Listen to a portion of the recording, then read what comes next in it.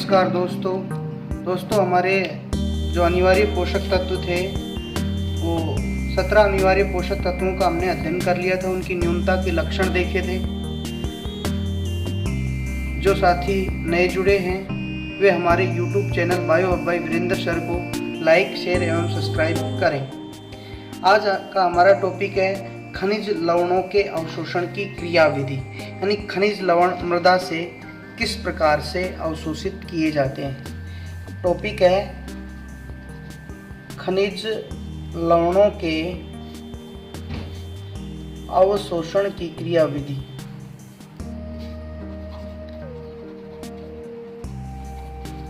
यानी खनिज लवण किस प्रकार से अवशोषित किए जाते हैं। हाँ भाई, पादपों में मृदा से खनिजों का अवशोषण है, उसकी कुछ विधियां हैं। पहली विधि आती है हमारी निष्क्रिय अवशोषण। निष्क्रिय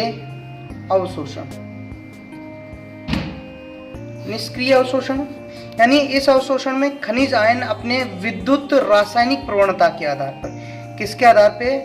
विद्युत रासायनिक प्रवणता के आधार पे जो खनिज लवण है वे मृदा से अपने विद्युत रासायनिक प्रवणता के आधार पर कोशिका द्वारा बिना ऊर्जा खर्च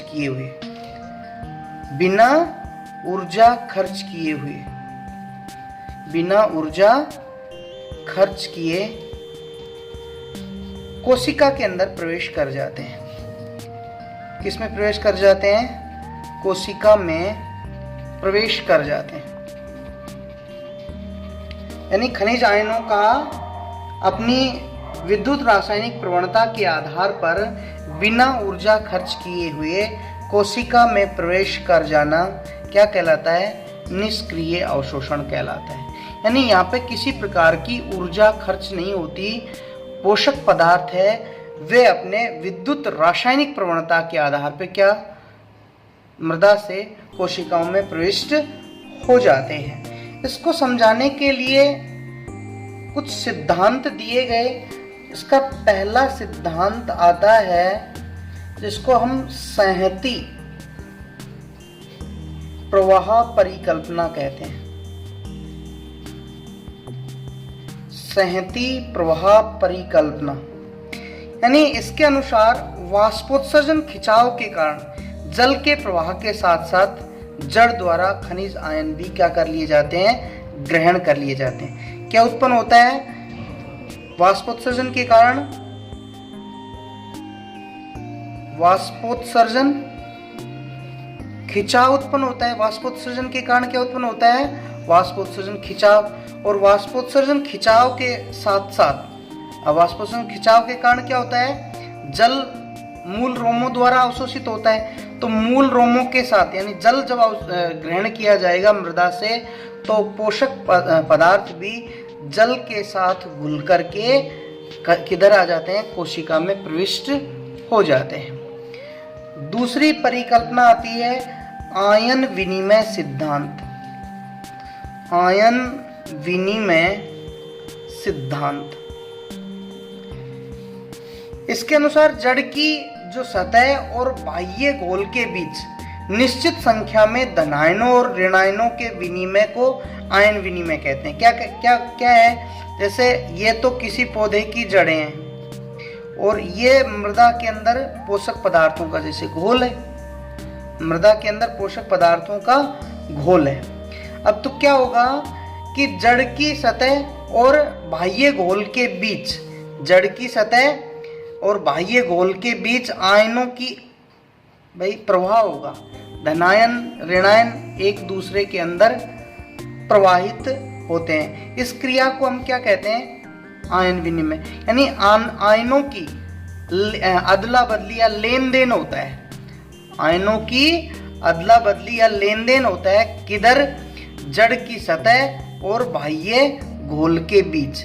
यानी बाह्य घोल से जड़ के अंदर और जड़ से बाह्य घोल के अंदर आयन है वो आदान प्रदान किए जाते हैं। इस क्रिया को हम आयन विनिमय कहते हैं, जिसमें धनायन जड़ की सतह पर अवशोषित होते हैं। धनायन तो कहाँ पे अवशोषित होते हैं? जड़ की धनायन जड़ की सतह पर, धनायन जड़ की सतह पर अवशोषित होते हैं वह उनका कोशिका में स्थानांतरण विसरण क्रिया द्वारा होता है।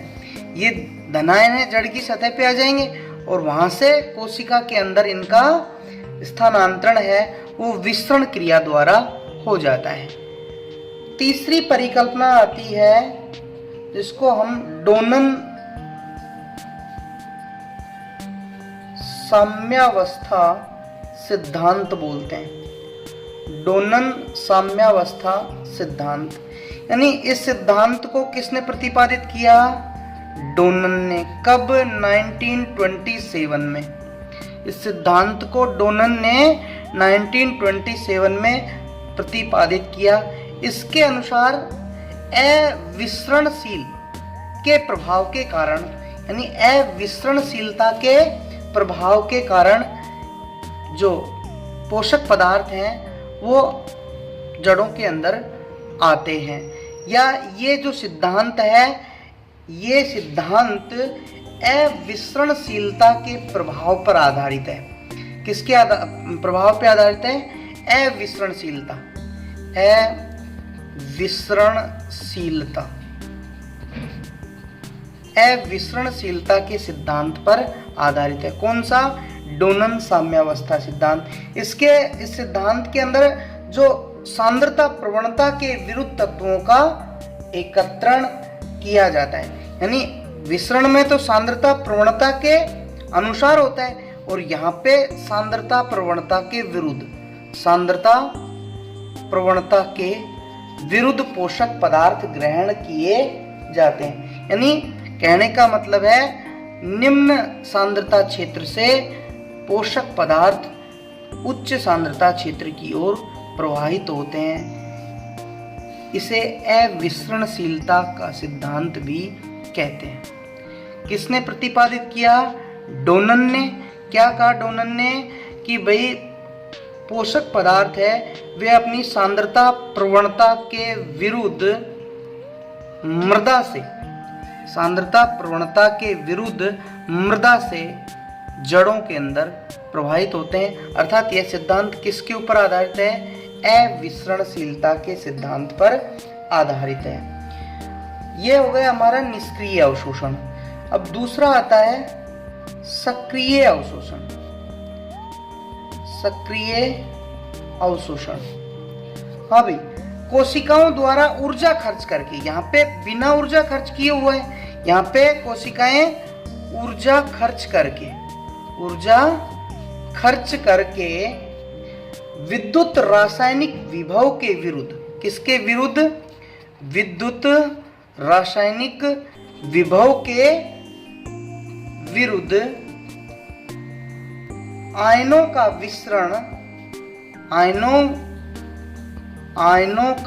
विसरण क्या कहलाता है? सक्रिय अवशोषण कहलाता है। यानी कोशिकाएं ऊर्जा खर्च करके विद्युत रासायनिक विभव के विरुद्ध आयनों को ग्रहण करते हैं, तो इस क्रिया को क्या कहते हैं हम? सक्रिय अवशोषण। ध्यान रखना, सक्रिय अवशोषण में ऊर्जा खर्च होगी, निष्क्रिय अवशोषण में ऊर्जा खर्च नहीं होती है। अर्थात इस प्रकार के अवशोषण में यानी ऊर्जा है वो खर्च की जाती है। किस रूप में? एटीपी के रूप में ऊर्जा खर्च की जाती है। इस सिद्धांत को समझने के लिए भी कुछ परिकल्पनाएं दी गई। इसकी पहली परिकल्पना हम पढ़ते हैं, वाहक संकल्पना। वाहक संकल्पना, इस संकल्पना को किसने? वॉन डेन होनर्ट ने प्रतिपादित किया। वॉन डेन होनर्ट ने प्रतिपादित किया। इसके अनुसार बाह्य और आंतरिक जो द्विक स्थान होते हैं उनको पार करने के लिए आयन पहले बाह्य द्विक स्थान के अंदर समायोजित होते हैं और उसके बाद वे आंतरिक द्विक स्थानों में विमुक्त होते हैं। समझना, इसको निम्न प्रकार से अपन समझ सकते हैं। जैसे कोई वाहक है, वो पहले एटीपी ग्रहण करेगा यानी ऊर्जा ग्रहण करेगा और ऊर्जा ग्रहण करके क्या बना लेगा? एटीपी तो एडीपी में बदल जाएगी, और ये वाहक है वो सक्रिय वाहक बन जाता है। क्या बन जाता है? सक्रिय वाहक। अब ये जो सक्रिय वाहक है ये आयन के साथ जुड़ेगा। किसके साथ जुड़ेगा? आयन के साथ। और आयन वाहक के साथ जुड़ने के बाद में एक सम्मिश्र बनाता है, जिसे वाहक आयन सम्मिश्रण बोलते हैं, कॉम्प्लेक्स सम्मिश्रण। वाहक आयन सम्मिश्र का निर्माण करता है। अब ये जो वाहक आयन सम्मिश्रण है, ये आयन तो निष्क्रिय वाहक में, ये वाहक है, ये तो निष्क्रिय वाहक में बदल जाएगा और आयन को छोड़ देगा। कहने का मतलब है ये कोशिका है, ये बाहर आयन है, बाहर कोई आयन है, जैसे ये आयन है। अब कोई वाहक आएगा, कैरियर आएगा, एटीपी ग्रहण करेगा और सक्रिय वाहक बनेगा, और सक्रिय वाहक इनके साथ, आयनों के साथ जुड़ जाएगा और वाहक आयन सम्मिश्रण बना लेगा, और यहाँ से ले जाकर के अंदर चला जाएगा। जाने के बाद वाहक तो निष्क्रिय हो जाएगा और आयन को कोशिका के अंदर छोड़ देता है। इस तरह सक्रिय अवशोषण किया जाता है। ये कौन सी परिकल्पना है? वाहक संकल्पना।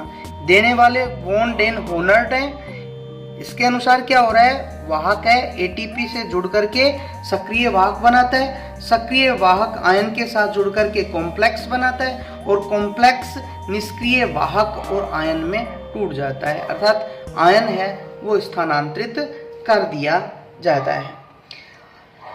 अब नेक्स्ट आता है दूसरा, आयन पंप या साइटोक्रोम पंप सिद्धांत। आयन पंप या साइटोक्रोम पंप सिद्धांत। आयन पंप या साइटोक्रोम पंप सिद्धांत। इस जो सिद्धांत को देने वाले हैं वो हैं लुंडेगार्थ और बर्मट्रोम।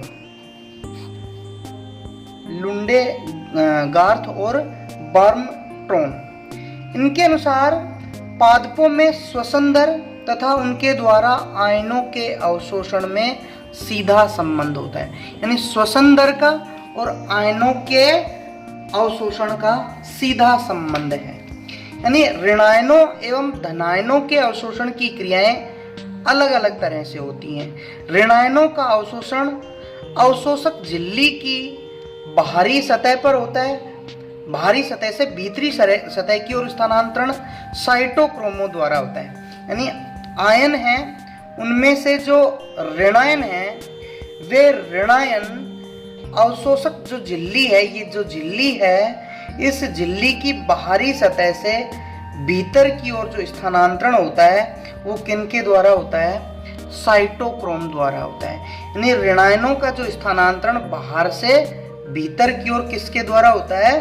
साइटोक्रोम द्वारा होता है। जबकि धनायन निष्क्रिय प्रवाह द्वारा अवशोषित किए जाते हैं। यानी धनायन तो, कहने का मतलब यह है, धनायन तो निष्क्रिय प्रवाह के कारण, और ऋणायन है उनको कौन प्रवाहित करता है? यानी बाहर से भीतर की ओर साइटोक्रोम प्रवाहित करते हैं।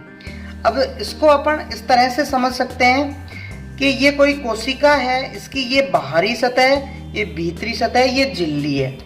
अब इसको अपन एक आउटलाइन डायग्राम से समझते हैं। जैसे ये बाह्य सतह, ये अवशोषक या अवरोधक झिल्ली है हमारी, ये जो अवरोध उत्पन्न कर रही है जिससे हमें ऋणायन को स्थानांतरित करना है, और ये इसकी आंतरिक सतह है, किसकी? अवरोधक झिल्ली की। समझना इसको। अब ऋणायन कैसे जाएंगे? पहले ऋणायन को समझो। ऋणायन है वो कैसे प्रवाहित होते हैं, किसके द्वारा, साइटोक्रोम पंप के द्वारा। यानी यहाँ पे क्या काम करेगा, साइटोक्रोम पंप काम करता है। ये ऋणायन साइटोक्रोम पंप के जरिए अवरोधक झिल्ली की बाह्य सतह से आंतरिक सतह पे आ गया, ये ऋणायन।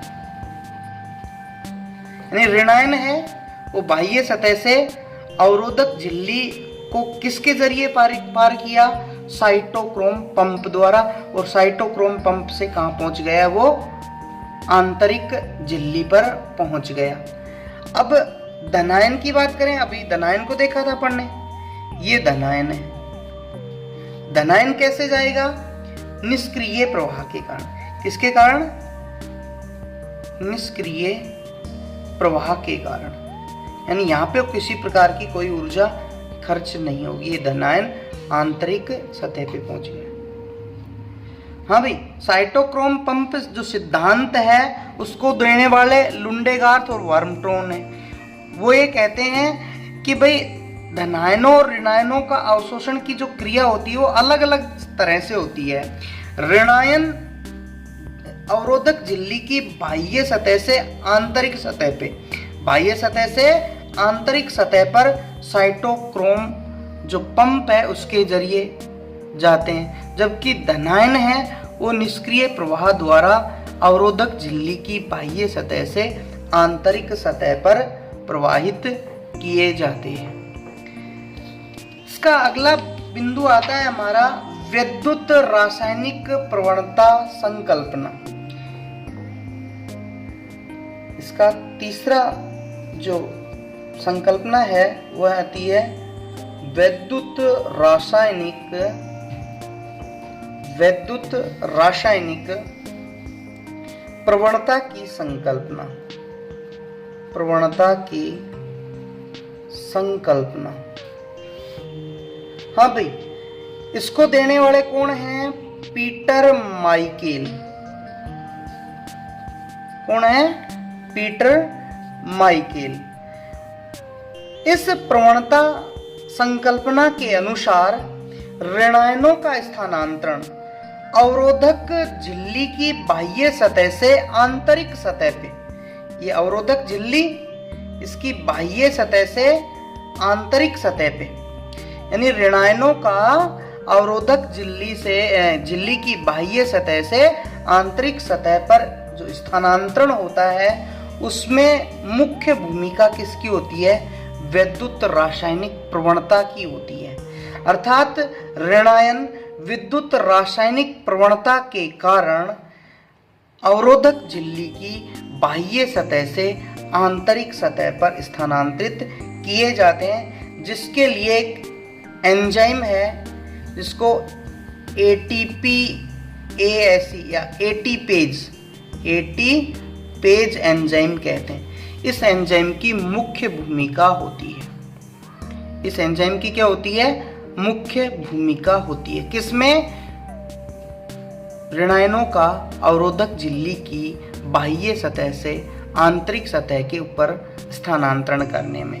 कहने का मतलब दोबारा से समझो, जैसे ये कोशिका है, इसके बाहर ये ऋणायन है, इसको हमें अंदर प्रवाहित करना है, यहाँ से यहाँ लेके जाना है। इसके लिए इस संकल्पना के अनुसार कौन मुख्यतया काम करता है, विद्युत रासायनिक प्रवणता। इस सिद्धांत को देने वाले पीटर माइकेल है। यानी विद्युत रासायनिक प्रवणता के कारण ही ऋणायन अवरोधक झिल्ली की बाह्य सतह से आंतरिक सतह पे स्थानांतरित होते हैं। इसके लिए एक एंजाइम मुख्यतः काम आता है, उस एंजाइम को क्या कहते हैं हम, एटीपेज एंजाइम। नेक्स्ट पॉइंट आता है अपना वर्मीकुलाइट के गुण। वर्मीकुलाइट के गुण, क्या क्या गुण है वर्मीकुलाइट के, ये अपन ने पहले भी पढ़ लिया था। ये एक तो हल्के भार वाला यौगिक, हल्के भार वाला यौगिक है। कौन, वर्मीकुलाइट, जिसमें अपन बालू के स्थान पे वर्मीकुलाइट को उपयोग में लेते हैं पौधों को उगाने के लिए। दूसरा, रसायनों के प्रति ये अक्रिय होता है। क्या होता है, रसायन अक्रिय है, यानी रसायनों का कोई इसके ऊपर प्रभाव नहीं पड़ता। यह एक बंध्य माध्यम है। कैसा माध्यम है? बंध्य माध्यम है। इसमें कीट खरपतवार उत्पन्न नहीं होते, यानी कीट व खरपतवार उत्पन्न नहीं होते, यानी इसमें कीट और खरपतवार नहीं जर्मिनेट होते हैं। अगली बात करें अपन, मिट्टी की बजाय इसकी जल अवशोषण क्षमता अधिक है। मिट्टी के बजाय जल अवशोषण क्षमता अधिक होती है। किसकी? वर्मीकुलाइट की। इसकी बनावट है वो कैसी है? ढीली होती है, यानी लूज होता है, ये ढीली होती है। इसके कारण मूल हैं, यानी जड़ें हैं, वो आसानी से विकसित हो जाती हैं, यानी मूलों का विकास आसानी से होता है, आसानी से होता है, यानी लूज होती है मिट्टी के बजाय ये। अगला इसका गुण देखें, इसका विघटन है वो नहीं होता, विघटन नहीं होता, यानी एक के बाद एक फसलें उगाई जा सकती, एक के बाद एक फसलें उगा सकते हैं। ये इसके गुण हैं। किसके? वर्मीकुलाइट के। तो हमारा जो ये लेसन नंबर 8 है वो यहीं पे समाप्त होता है। 9वें लेसन के लिए हमारा नेक्स्ट वीडियो देखें। जो साथी अभी तक हमारे चैनल को सब्सक्राइब नहीं किए हैं वे कृपया करके हमारे चैनल को सब्सक्राइब करें और बेल आइकन को दबाना न भूलें, ताकि हमारी नोटिफिकेशन आपको जल्द से जल्द मिल सकें। धन्यवाद।